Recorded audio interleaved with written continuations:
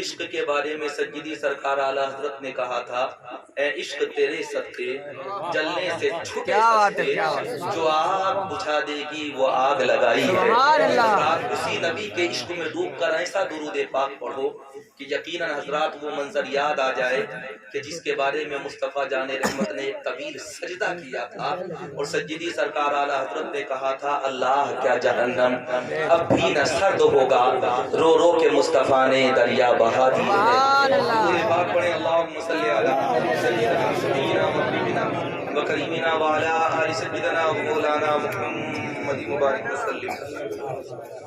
صلاۃ و سلام علیک یا رسول اللہ صلی اللہ تعالی علیہ وسلم۔ جس امت میں آپ اثرات ہو، اللہ نے اسے بڑی اہمیت عطا فرمائی ہے، بڑی فضیلتیں آپ کی احادیث میں موجود ہیں، اور قرآن پاک نے تو آپ کو بار بار کہا، یا ایھا الذین آمنوا، اے ایمان والو۔ اتنا یاد کیا آپ کو قرآن نے کہ ایک دو جگہ نہیں، بلکہ قرآن نے تقریباً 83 جگہ آپ سے کہا، یا ایھا الذین آمنوا۔ خطاب اللہ فرما رہا ہے اور آپ سے فرما رہا ہے، اور کس خوبصورتی کے ساتھ میں ایمان والا کہہ کر اللہ تمہیں پکار رہا ہے۔ قرآن کریم کی دوسری آیت اٹھا کر کے دیکھو گے تو تمہیں خیر امت کہا گیا ہے، ایسی امت کہا گیا کہ اس کے جیسی کوئی دوسری امت ہو ہی نہیں سکتی۔ اللہ نے دنیا کے اندر آدم کو بھی بھیجا، حضرت شیس کو بھی بھیجا، دانیال کو بھی بھیجا، زکریا کو بھی بھیجا، حضرت عیسیٰ و موسیٰ کو بھی بھیجا، اور ایسے ایسے پیغمبروں کو بھیجا کہ کسی کے صبر کا جواب نہیں، کسی کے ایثار کا جواب نہیں، کسی کے حسن کا جواب نہیں، کسی کے کمال کا جواب نہیں، کسی کے جمال کا جواب نہیں، کسی کی گریہ و زاری کا جواب نہیں، کسی کے زہد و تقوی کا جواب نہیں، کسی کی حکومت کا جواب نہیں، حضرات کسی کی عاجزی کا جواب نہیں، کسی کی غربت کا جواب نہیں، کسی کے ترک وطن کرنے کا جواب نہیں۔ ایسے ایسے جلیل القدر پیغمبروں کو اللہ نے دنیا میں بھیجا۔ اگر آپ حضرات صحیح تعداد معلوم کرنا چاہیں گے تو علماء کہیں کہ وہ تقریباً 1,24,000 انبیاء و مرسلین ہے۔ اتنے پیغمبر آئے، حضرات اللہ تبارک و تعالیٰ نے جلیل القدر بنا کر کے دنیا کے اندر بھیجا، لیکن کسی پیغمبر کی امت کو اتنے سلام نہیں بھیجے گئے، کسی پیغمبر کی امت کو اتنی عظمتوں سے نہیں نوازا گیا۔ پروردگار عالم نے کسی پیغمبر کی امت کو ایسا مقام و مرتبہ عطا نہیں فرمایا جو مقام تمہیں عطا کیا گیا، جو مرتبہ تمہیں عطا کیا گیا، جس عزت و شان سے تمہیں نوازا گیا۔ تمہیں کبھی خیر امت کہا گیا، تمہیں کبھی لاجواب امت کہا گیا، تمہیں کبھی بے مثال امت کہا گیا، تمہیں کبھی بے نظیر امت کہا گیا۔ اللہ نے جب تمہیں یاد کیا تو حضرات القاب کے ساتھ میں یاد کیا۔ پروردگار عالم نے جب تمہیں یاد فرمایا تو اللہ نے کہا، وَلِلَّهِ الْعِزَّةُ وَلِرَسُولِهِ وَلِلْمُؤْمِنِينَ۔ اللہ نے جب تمہیں یاد کیا تو اس انداز سے یاد کیا تاکہ دنیا والوں کو یہ پتا چل جائے کہ امت آدم بھی ہے، امت شیس بھی ہے، امت نوح بھی ہے، امت دانیال بھی ہے، امت زکریا بھی ہے، امت عیسیٰ بھی ہے، امت موسیٰ بھی ہے۔ عطا فرمائی وہ عزت حضرات کسی امت کو نہیں ملی۔ اب آپ حضرات سے پوچھنا چاہتا ہوں، اے لوگوں بتاؤ آخر یہ تمہیں عزتیں ملی کس وجہ سے ہے؟ کیا تم زیادہ نمازیں پڑھتے ہو اس وجہ سے تمہیں عزتیں ملی ہے؟ کیا تم زیادہ روزہ رکھتے ہو اس لیے تمہیں عزتیں ملی ہے؟ کیا تم ڈھول تاشا نہیں بجاتے اس لیے تمہیں عزتیں ملی ہے؟ کیا تم خرافات نہیں کرتے اس لیے تمہیں عزتیں ملی ہے؟ کیا تم غلط رسم و رواج میں نہیں پڑھتے اس لیے تمہیں عزتیں ملی ہے؟ کیا تم دنیا کے اندر اللہ کی راہ میں بے پناہ خرچ کرتے ہو اس لیے تمہیں عزتیں ملی ہے؟ نہیں نہیں، میں آگے بڑھ کر کے کہنا چاہتا ہوں، اے لوگوں سنو، تمہاری نماز اس لائق نہیں کہ جس کی وجہ سے تمہیں عزت مل جائے، تمہارے روزے اس لائق نہیں کہ جس کی وجہ سے تمہیں عزت مل جائے، تمہارا تقوی و طہارت اس لائق نہیں کہ جس کی وجہ سے تمہیں عزت مل جائے، حضرات زندگی تمہاری پرسکون نہیں کہ جس کی وجہ سے تمہیں عزت مل جائے۔ اگر تمہیں عزت ملی ہے تو اس کی واحد وجہ یہ ہے کہ جب تک بکے نہ تھے تو کوئی پوچھنا نہ تھا، تم نے خرید کر مجھے انمول کر دیا۔ اگر ہم لاجواب بنے ہیں تو مصطفیٰ کی وجہ سے بنے ہیں۔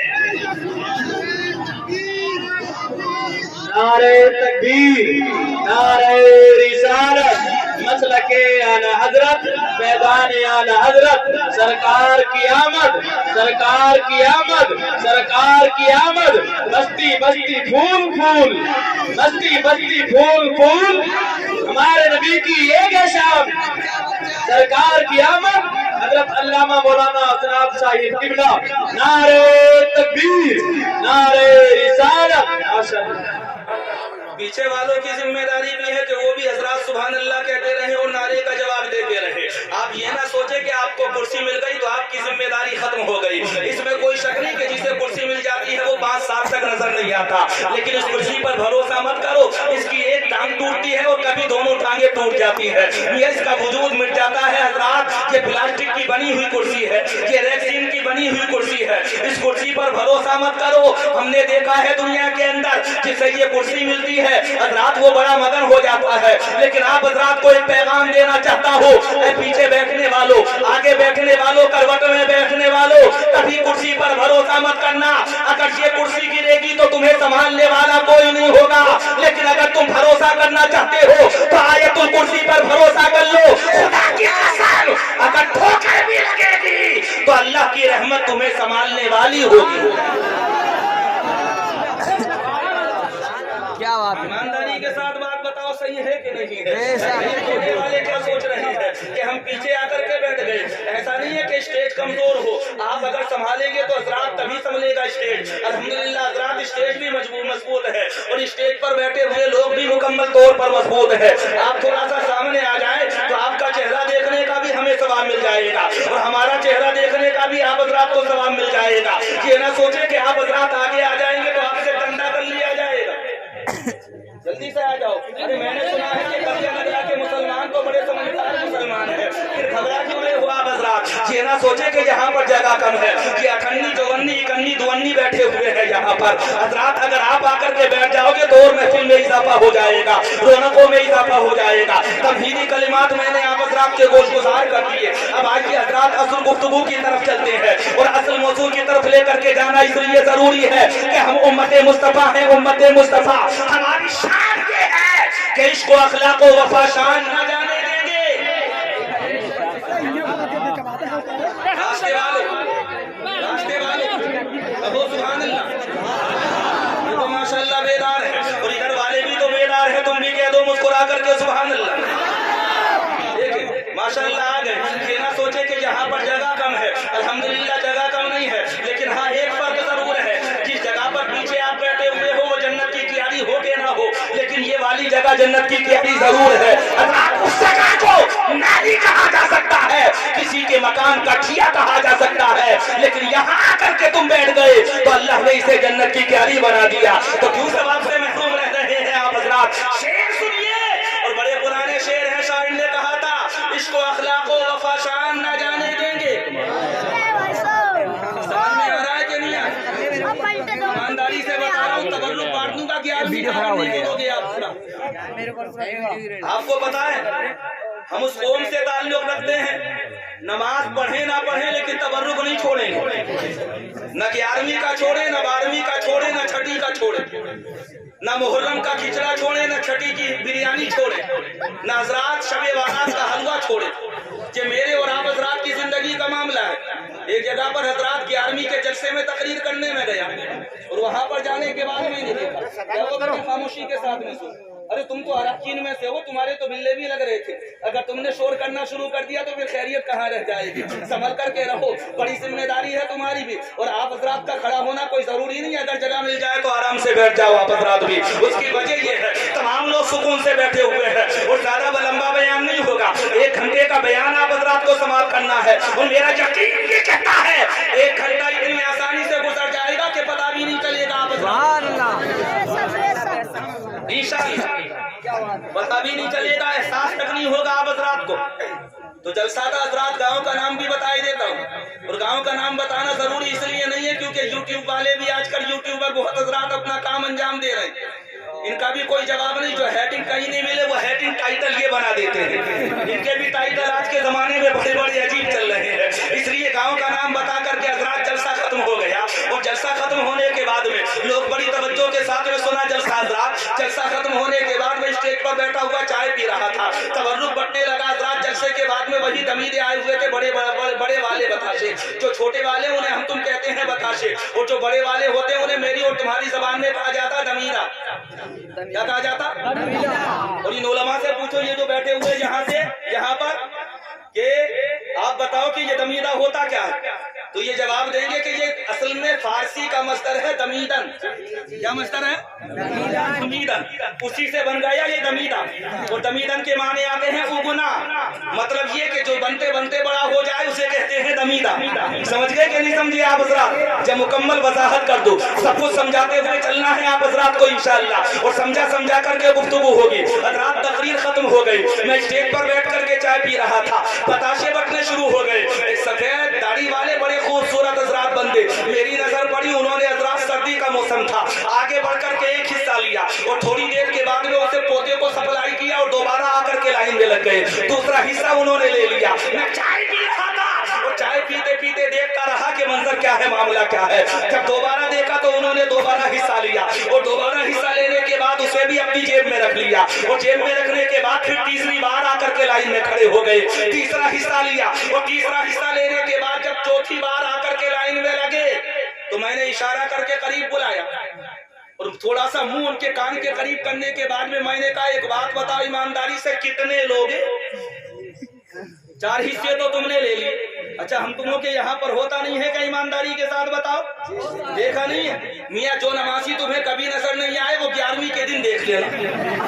11ویں کے دن دیکھ لینا. ایسی ایسی نئی صورتیں دیکھنے میں آتی ہے، نظر آتی ہے. جو چہرہ کبھی نہ دیکھا ہو وہ 11ویں میں دیکھ لینا. میں کہنا چاہتا ہوں اے نادان، تو 11ویں کے لڈو کے لیے عشاء کی نماز پڑھنے چلا گیا، 11ویں کے بتاشے کے لیے دکھی کے لیے تو عشاء کی نماز مغرب کی نماز پڑھنے کے لیے چلا گیا. تو نے مغرب کی پڑھی تو تجھے غوث پاک کے لڈو مل گئے. تو نے عشاء کی پڑھی تو تجھے غوث پاک کی نقطیاں مل گئی. لیکن تجھے خیال ہے اس بات کا اگر تو 5 وقت کا نمازی بن جاتا تو 1 وقت کی نماز پڑھی تھی تجھے غوث پاک کے لڈو مل گئے. 5 وقت کا نمازی بن جاتا تو اللہ تجھے اپنی جنت عطا فرما دیتا.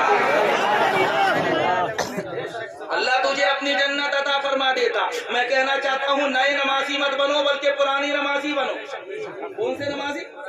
پرانے نمازی بنو. اچھا پرانے نمازی بنو گے تو فائدہ کیا ہوگا؟ کسی اور کی زبان میں نہیں، علامہ اقبال کو تو جانتے ہو جسے علامہ اقبال کی طرز میں تمہیں بتاتا ہوں. حالانکہ میرے پاس ترنم نہیں ہے، لب و لہجہ نہیں ہے. حضرات محترم سید ناسک علی صاحب جیسا اور محمد احمد رضا صاحب جیسا میرے پاس لب و لہجہ نہیں ہے. اس میں کوئی شک نہیں کہ میری آواز حضرات بانس کی طرح پھٹی ہوئی ہے، لیکن ہاں اتنا ضرور ہے کہ اس بانس کا تعلق بھی یہاں کے بانس سے نہیں ہے بلکہ بریلی کے بانس سے ہے. اور بریلی کا بانس تو وہ ہوتا ہے جو پھٹنے کے بعد بھی مکمل کام کرتا ہے. علامہ اقبال نے کہا تھا نہیں ہے جوش بلالی و حیدری تجھ میں، ستم ہے اپنی نمازوں پہ کر تو ناز کرے اور خودی کو بھول کے محو نماز شروع ہو جا کہ خود نماز ہی تیری ادا پہ ناز کرے، کہ خود نماز ہی تیری ادا پہ ناز کرے. وہ جانتے ہو جگر مراد آبادی نے کہا تھا کہ پہلے تو حسن عمل حسن یقین پیدا کر، پھر اسی خاک سے پھر دو سے بری پیدا کر. اور یہی دنیا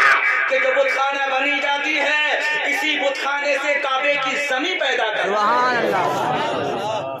اسی بت خانے سے کعبے کی زمین پیدا کر. 4 حصے لے لیے. میں نے کہا ایمانداری کے ساتھ بتاؤ ارادہ کیا؟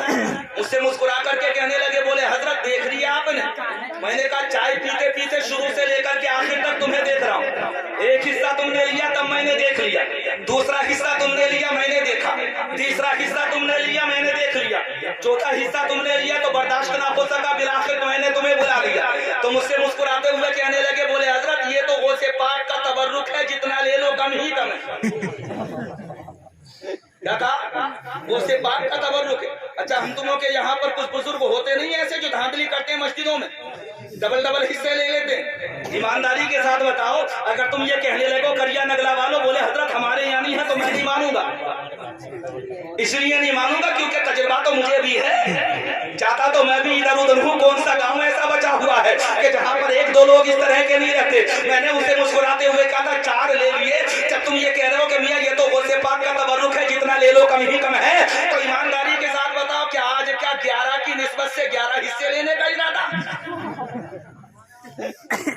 اب حضرات گھبرائیں نہیں، بالکل مطمئن ہو کر کے بیٹھ جائیں. کس موضوع کی طرف تمہیں لے کر کے جانا چاہ رہا ہو حضرات اس موضوع کی طرف آ جائے. میرا یقین و ایمان یہ کہتا ہے آپ کا آنا بھی कामयाब होगा, महफिल पाक में हजरात बैठ करके सुनना भी कामयाब होगा। मुस्तफा की मिलाद में आप हजरात आए हुए हैं, अक्स ये कर रहा था कि हमें इज्जतें मिली है मुस्तफा की वजह से, हमें नूर मिला है मुस्तफा की वजह से, हमें उजाला मिला है मुस्तफा की वजह से, हम तारीकी से दूर हुए हैं मुस्तफा की वजह से, हम जिहालत से दूर हुए हैं मुस्तफा की वजह से, हजरात हम कुफ्र के अंधेरों से निकले हैं मुस्तफा की वजह से। ये यकीनन सरकार का एहसान है। अगर मुस्तफा जलवागर नहीं होते तो ईमानदारी के साथ बताओ कौन था ऐसा दुनिया के अंदर जो पैदा हो जाता।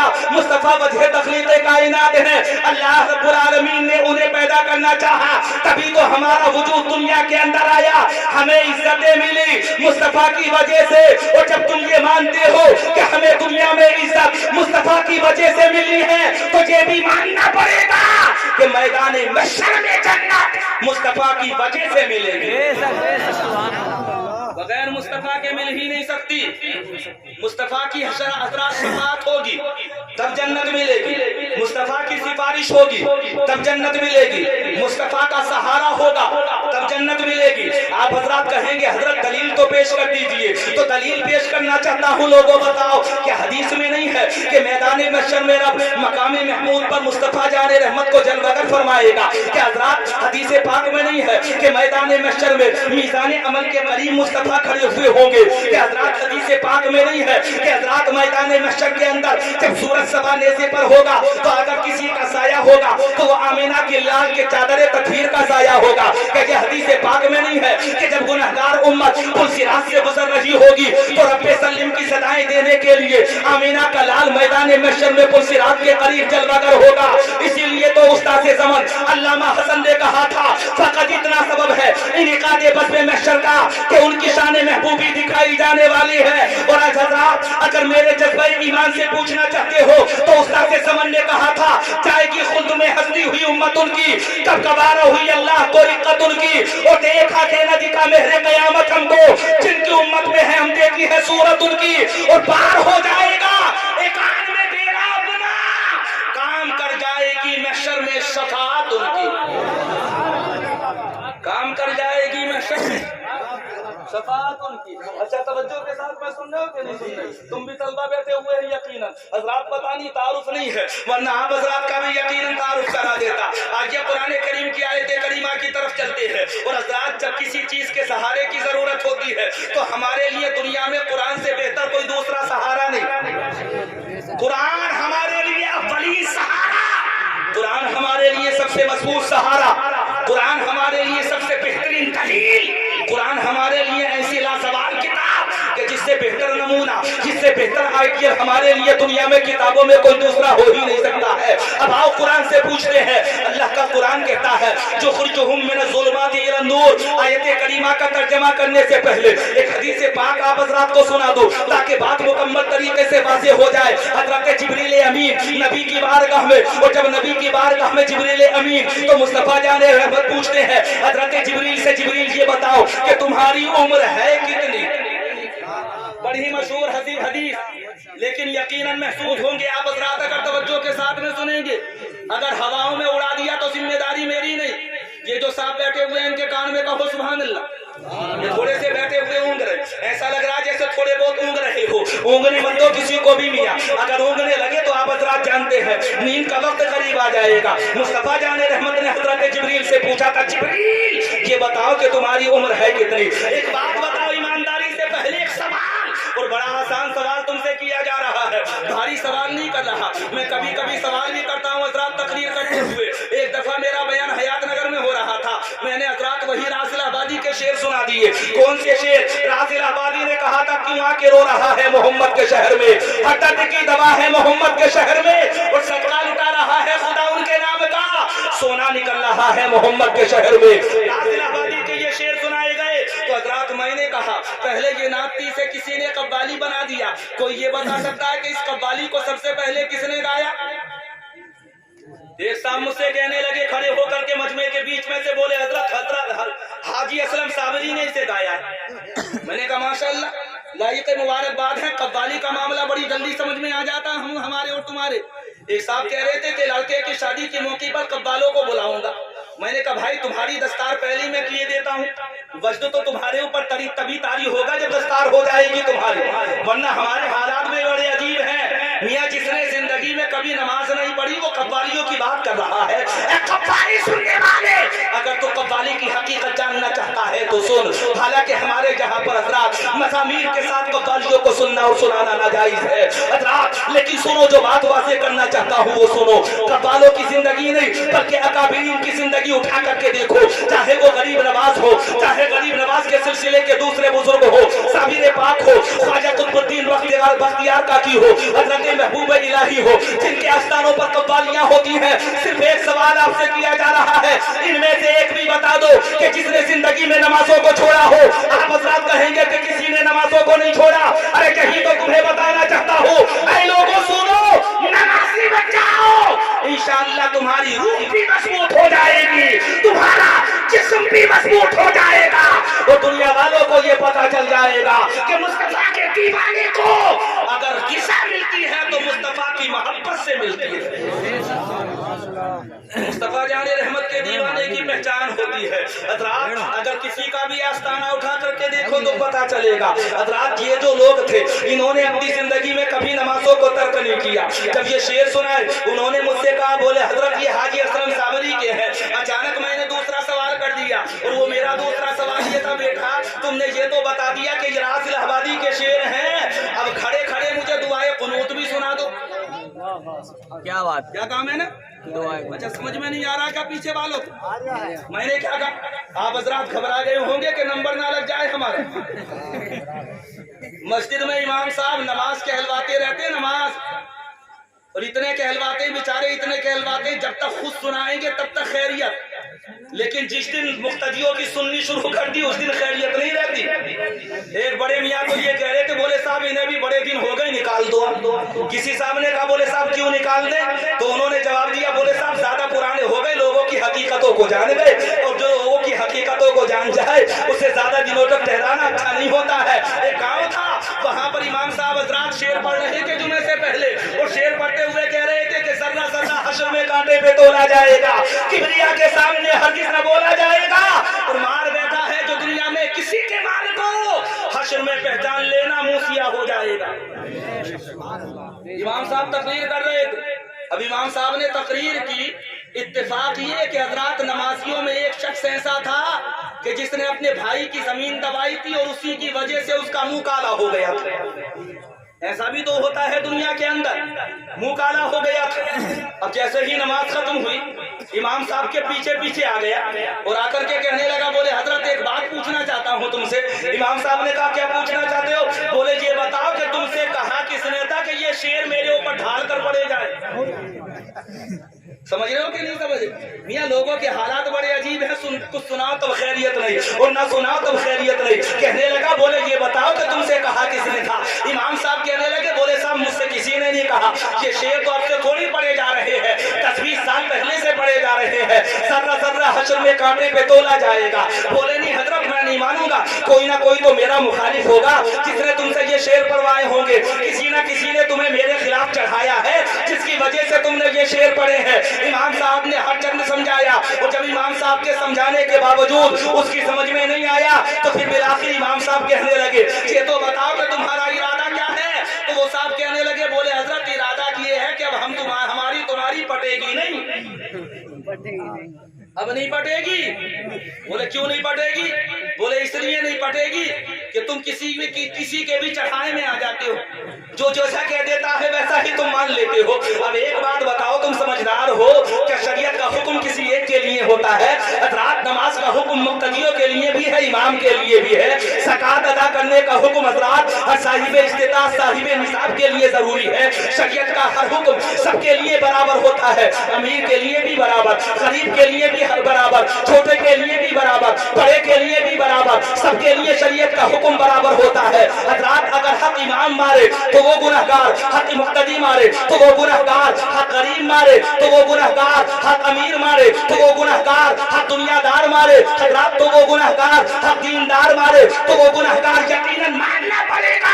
जो खता करेगा अल्लाह की बारगाह में जाकर के उसे हिसाबो किताब देना पड़ेगा। हजरात सुनिए, इमाम साहब ने कहा इरादा बताओ, बोले इरादा ये है कि हमारी तुम्हारी पटेगी नहीं, चले जाओ। इमाम साहब ने कहा बोले ठीक है जा रहा हूँ। अब उधर वो निकले मस्जिद से और जैसे ही निकले तो इमाम साहब ने माइक खोला और माइक खोलने के बाद में कहा बोले साहब जा तो रहा हूँ लेकिन जाने से पहले एक दफा और सुन लो।